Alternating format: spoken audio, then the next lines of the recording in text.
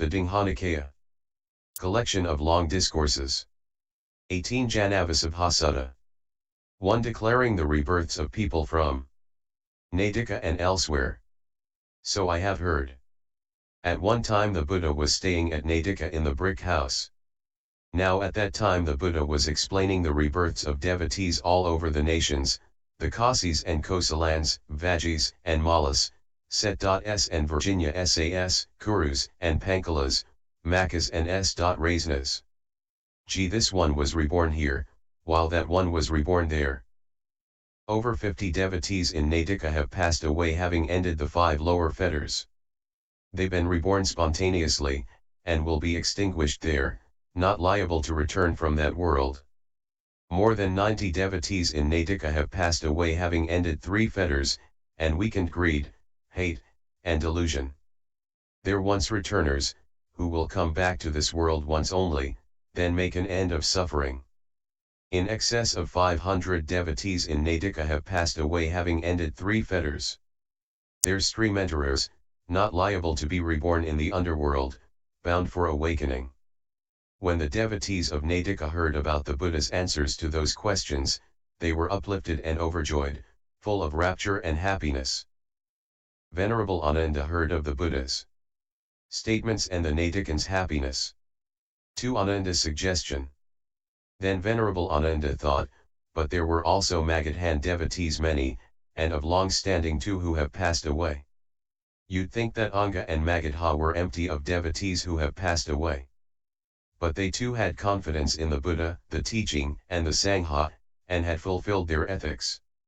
The Buddha hasn't declared their passing. It would be good to do so, for many people would gain confidence, and so be reborn in a good place. That King Seniya Bimbisara of Magadha was a just and principled king who benefited the Brahmins and householders of town and country. People still sing his praises. That just and principled king, who made us so happy, has passed away. Life was good under his dominion. He too had confidence in the Buddha, the teaching, and the Sangha, and had fulfilled his ethics. People say, until his dying day, King Bimbisara sang the Buddha's praises. The Buddha hasn't declared his passing. It would be good to do so, for many people would gain confidence, and so be reborn in a good place. Besides, the Buddha was awakened in Magadha, so why hasn't he declared the rebirth of the Magadhan devotees? If he fails to do so, they will be dejected. After pondering the fate of the Magadhan devotees alone in private, Ananda rose at the crack of dawn and went to see the Buddha. He bowed, sat down to one side, and told the Buddha of his concerns, finishing by saying, "Why hasn't the Buddha declared the rebirth of the Magadhan devotees? If he fails to do so, they will be dejected." Then Ananda, after making the suggestion regarding the Magadhan devotees, got up from his seat, bowed, and respectfully circled the Buddha, keeping him on his right, before leaving. Soon after Ananda had left, the Buddha robed up in the morning and, taking his bowl and robe, entered Natika for alms. He wandered for alms in Natika. After the meal, on his return from alms round, he washed his feet and entered the brick house. He paid heed, paid attention, and concentrated wholeheartedly on the fate of Magadhan devotees, and sat on the seat spread out, thinking, I shall know their destiny, where they are reborn in the next life. And he saw where they had been reborn. Then in the late afternoon, the Buddha came out of retreat. Emerging from the brick house, he sat on the seat spread out in the shade of the porch. Then Venerable Ananda went up to the Buddha, bowed, sat down to one side, and said to him, "Sir, you look so serene, your face seems to shine owing to the clarity of your faculties. Have you been abiding in a peaceful meditation today, sir?" The Buddha then recounted what had happened since speaking to Ananda, revealing that he had seen the destiny of the Magadhan devotees. He continued. 3 Janavasabha the Spirit. Then, Ananda an invisible spirit called out, "I am Janavasabha, Blessed One. I am Janavasabha, Holy One, Ananda, do you recall?"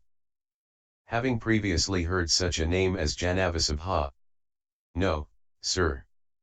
But when I heard the word, I got goosebumps. I thought, this must be no ordinary spirit to bear such an exalted name as Janavasabha.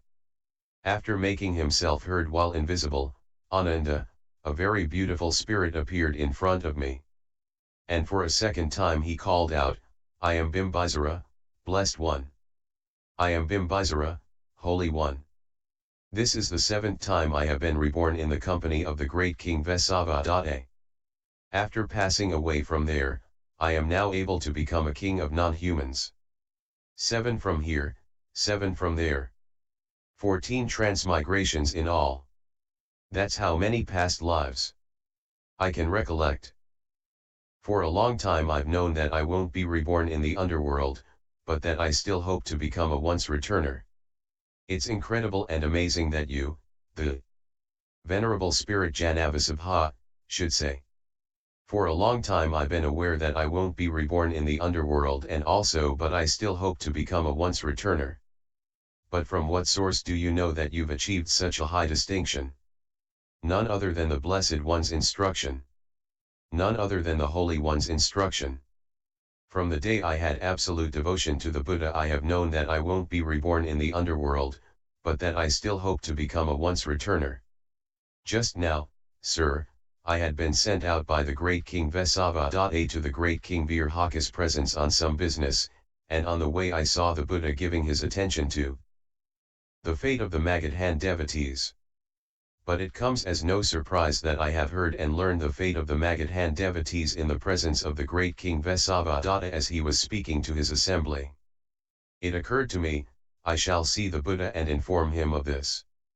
These are the 2 reasons I've come to see the Buddha. For the Council of the Gods.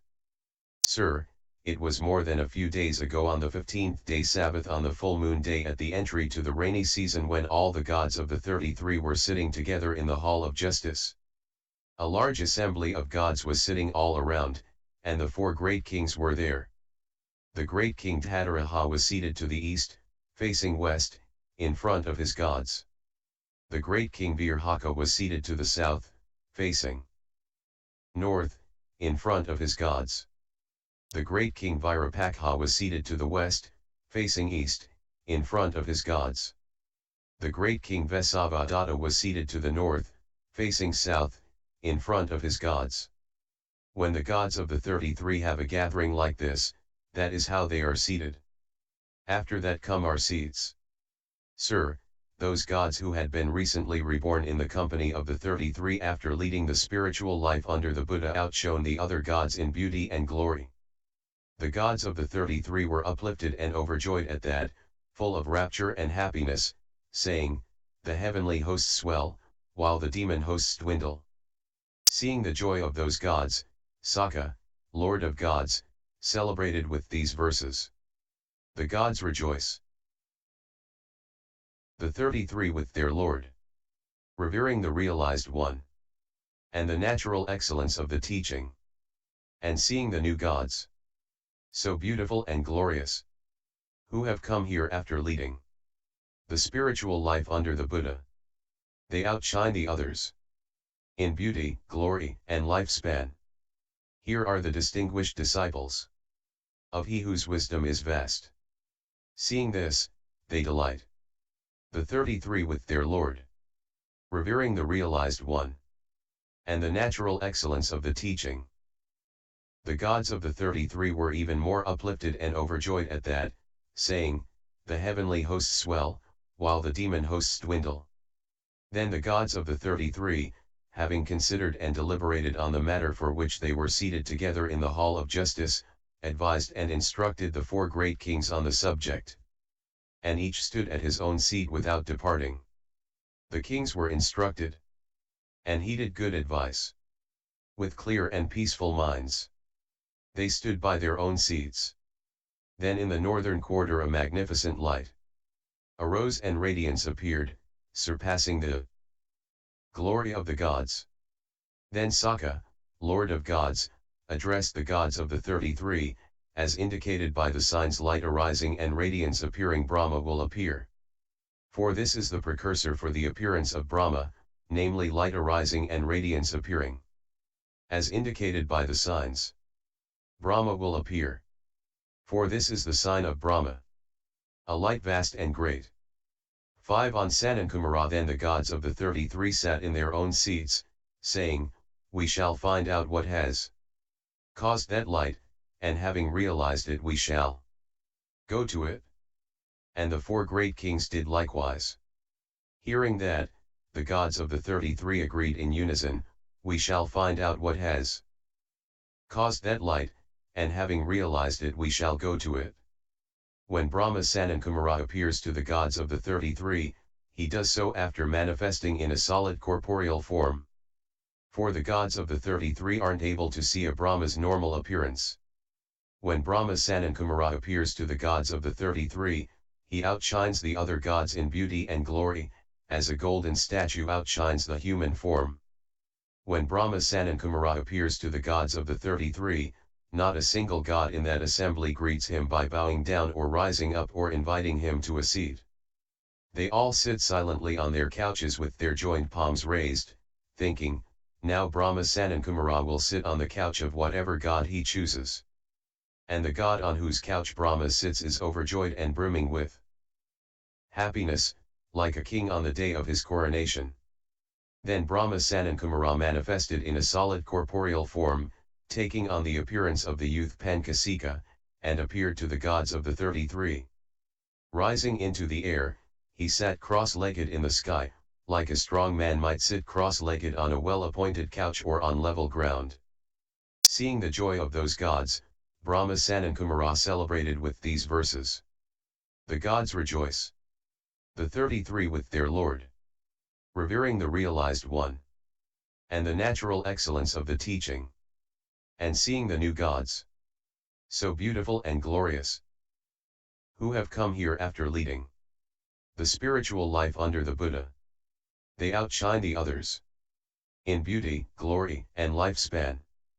Here are the distinguished disciples of he whose wisdom is vast. Seeing this, they delight. The 33 with their Lord, revering the realized one, and the natural excellence of the teaching. That is the topic on which Brahma Sanankumara spoke. And while he was speaking on that topic, his voice had 8 qualities. It was clear, comprehensible, charming, audible, rounded, undistorted, deep, and resonant.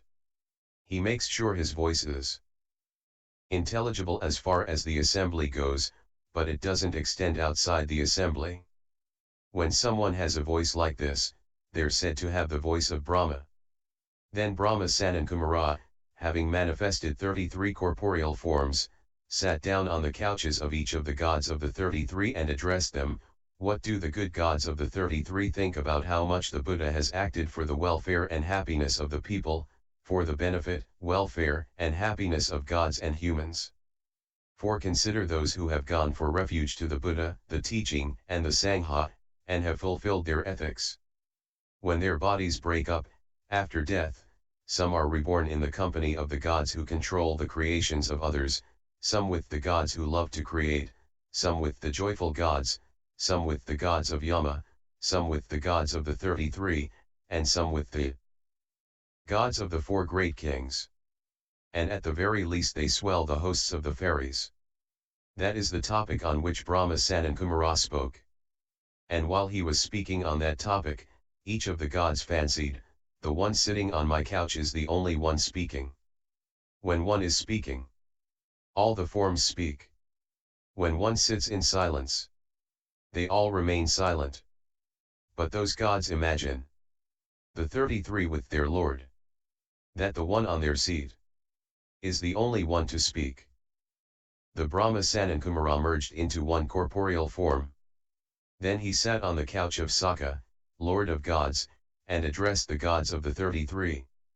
6. Developing the bases of psychic power. What do the good gods of the 33 think about how much the 4 bases of psychic power have been clearly described by the Blessed One, the one who knows and sees, the perfected one, the fully awakened Buddha, for the multiplication, generation, and transformation of corporeal forms through psychic power?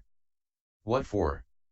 It's when a mendicant develops the basis of psychic power that has immersion due to enthusiasm and active effort. They develop the basis of psychic power that has immersion due to energy and active effort. They develop the basis of psychic power that has immersion due to mental development and active effort.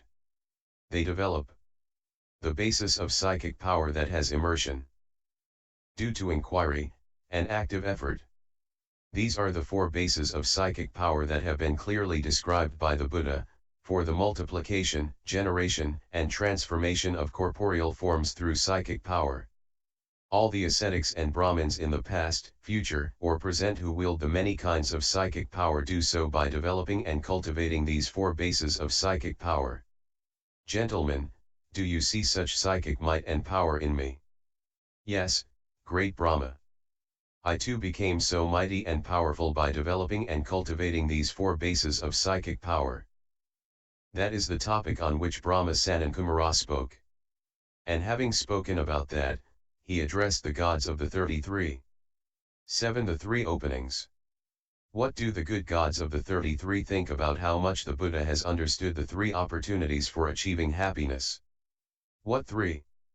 First, take someone who lives mixed up with sensual pleasures and unskillful qualities. After some time they hear the noble teaching, properly attend to how it applies to them, and practice accordingly. They live aloof from sensual pleasures and unskillful qualities. That gives rise to pleasure, and more than pleasure, happiness, like the joy that's born from gladness. This is the first opportunity for achieving happiness. Next, take someone whose coarse physical, verbal, and mental processes have not died down. After some time they hear the teaching of the noble ones, properly attend to how it applies to them, and practice accordingly. Their coarse physical, verbal, and mental processes die down. That gives rise to pleasure, and more than pleasure, happiness, like the joy that's born from gladness.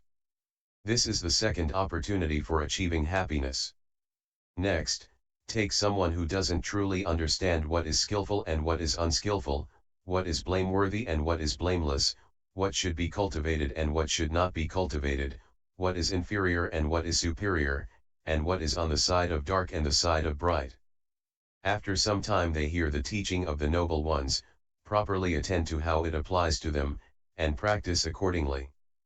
They truly understand what is skillful and what is unskillful, and so on.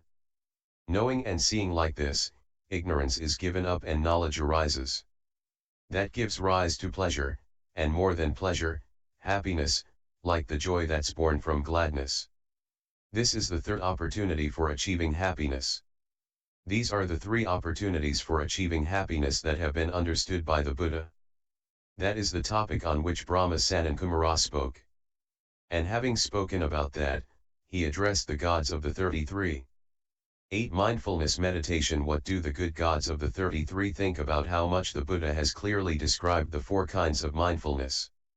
Meditation for achieving what is skillful? What for? It's when a mendicant meditates by observing an aspect of the body internally keen, aware, and mindful, rid of desire and aversion for the world. As they meditate in this way, they become rightly immersed in that, and rightly serene. Then they give rise to knowledge and vision of other people's bodies externally. They meditate observing an aspect of feelings internally. Then they give rise to knowledge and vision of other people's feelings externally. They meditate observing an aspect of the mind internally. Then they give rise to knowledge and vision of other people's minds externally. They meditate observing an aspect of principles internally keen, aware, and mindful, rid of desire and aversion for the world. As they meditate in this way, they become rightly immersed in that, and rightly serene. Then they give rise to knowledge and vision of other people's principles externally. These are the four kinds of mindfulness meditation that the Buddha has clearly described for achieving what is skillful. That is the topic on which Brahma Sanankumara spoke. And having spoken about that, he addressed the gods of the 33. 9-7 Prerequisites of Immersion. What do the good gods of the 33 think about how much the Buddha has clearly described the 7 prerequisites of immersion for the development and fulfillment of right immersion? What 7? Right view, right thought, right speech, right action, right livelihood, right effort, and right mindfulness. Unification of mind with these 7 factors as prerequisites is called noble right immersion with its vital conditions and with its prerequisites. Right view gives rise to right thought. Right thought gives rise to right speech. Right speech gives rise to right action. Right action gives rise to right livelihood. Right livelihood gives rise to right effort. Right effort gives rise to right mindfulness. Right mindfulness gives rise to right immersion. Right immersion gives rise to right knowledge. Right knowledge gives rise to right freedom. If anything should be rightly described as a teaching that's well explained by the Buddha, visible in this very life, immediately effective, inviting inspection, relevant, so that sensible people can know it for themselves, and the doors to the deathless are flung open, it's this. For the teaching is well explained by the Buddha, visible in this very life, immediately effective, inviting inspection, relevant, so that sensible people can know it for themselves, and the doors of the deathless are flung open. Whoever has experiential confidence in the Buddha, the teaching, and the Sangha, and has the ethical conduct loved by the noble ones, and whoever is spontaneously reborn, and is trained in the teaching, in excess of 2,400,000 such Magadhan devotees have passed away, having ended 3 fetters. Their stramenters. Not liable to be reborn in the underworld, bound for awakening. And there are once returners here, too. And as for other people, who I think have shared in merit, I couldn't even number them, for fear of speaking falsely. That is the topic on which Brahma Sanankumara spoke. And while he was speaking on that topic, this thought came to the great King Vesavadada: it's incredible, it's amazing, that there should be such a magnificent teacher, and such a magnificent exposition of the teaching, and that such achievements of high distinction should be made known. And then Brahma Sanankumara, knowing what the great King Vesavadada was thinking, said to him, "What does great King Vesavadada think? In the past, too, there was such a magnificent teacher, and such a magnificent exposition of the teaching, and such achievements of high distinction were made known. In the future, too, there will be such a magnificent teacher, and such a magnificent exposition of the teaching, and such achievements of high distinction will be made known." That, sir, is the topic on which Brahma Sanankumara spoke to the gods of the 33. And the great King Vesavadada, having heard and learned it in the presence of Brahma as he was speaking on that topic, informed his own assembly. And the spirit Janavasabha, having heard and learned it in the presence of the great King Vesavadada as he was speaking on that topic to his own assembly, informed the Buddha. And the Buddha, having heard and learned it in the presence of the spirit Janavasabha, and also from his own direct knowledge, informed Venerable Ananda. And Venerable Ananda, having heard and learned it in the presence of the Buddha, informed the monks, nuns, laymen, and laywomen. And that's how this spiritual life has become successful and prosperous, extensive, popular, widespread, and well proclaimed wherever there are gods and humans. And https://